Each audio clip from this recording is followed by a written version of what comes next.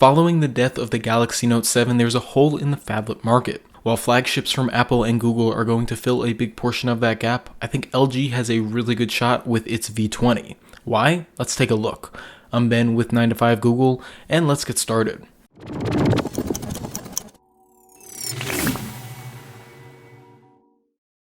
Now let's get started with the hardware. The LG V20 stands out from the crowd a bit in terms of design, not because it's particularly unique, but because it takes a different path to get to the same finish line. Instead of going for beauty over all else, the LG V20's design takes a more practical approach, and it really shows. The metal back of the V20 is completely removable, making way for the removable 3200 mAh battery, but more on that in a bit.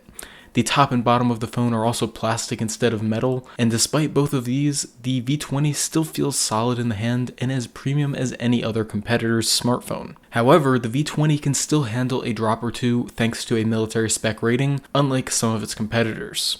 Now the back of the V20 also houses the dual camera system, which we'll talk about later, and the power button / fingerprint sensor, and that fingerprint sensor is actually quite good and easily comparable to all the other devices that I've tried. Now flipping around the phone, you'll find that huge 5.7-inch Quad HD display, which is pretty solid.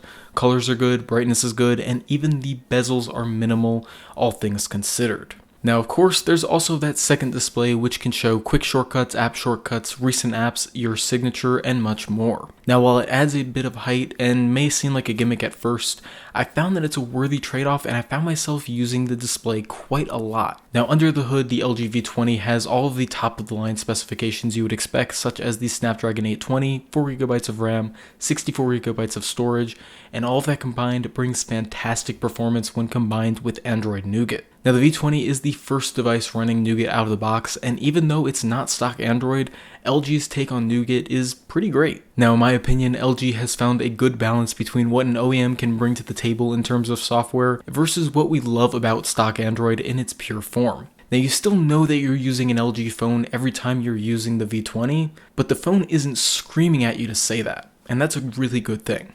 Now moving forward, there's audio. The V20 is the first smartphone with a built-in 32-bit DAC, and it is absolutely fantastic. It packs wonderful sound quality as long as you're listening to high-quality music through good headphones. Even with not so great headphones, the quality is still much better through this DAC.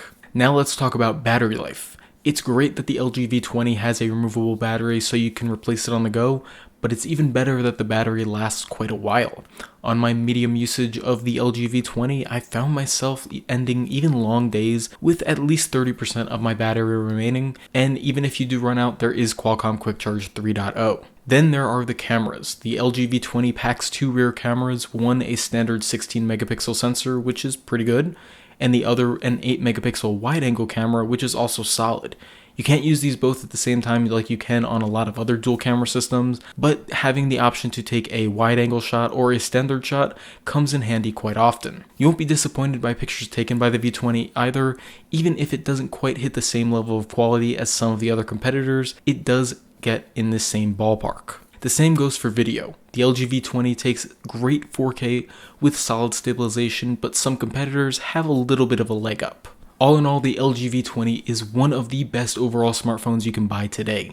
The only Android smartphone on the market today that I can tell you to buy over the V20 is the Pixel XL. But even then, the V20 is a better value in many ways, and it all comes down to personal preference. Now, if you want to learn more about the V20, you can read our written review on 9to5google.com. A link is available in the description. Also, be sure to subscribe to us here on YouTube and follow our social media channels for the latest news in the worlds of Google and Android. You can also follow me on Twitter at NexusBen, and we'll see you next time.